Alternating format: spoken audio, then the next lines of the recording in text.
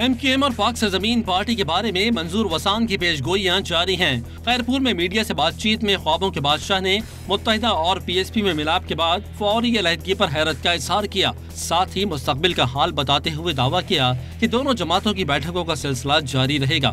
منگنی ہوگی، پھر شادی بھی ہو گئی، شادی کے بعد ہمیں یہ نہیں تھا کہ طلاق اتنی جلدی ٹائم میں ہو جائے گی، ہو سکتا ہے کہ 2 دن لگتے، 3 دن لگتے، لیکن اچانک 2 گھنٹے میں، تھوڑے دنوں میں پھر دوسری بیٹھک ہوگی اور تیسری بیٹھک ہوگی۔ بات وہی ہوگی جس تنخواہ پہ وہ کام کرتے تھے، اب وہی تنخواہ پہ کام کرتے رہیں۔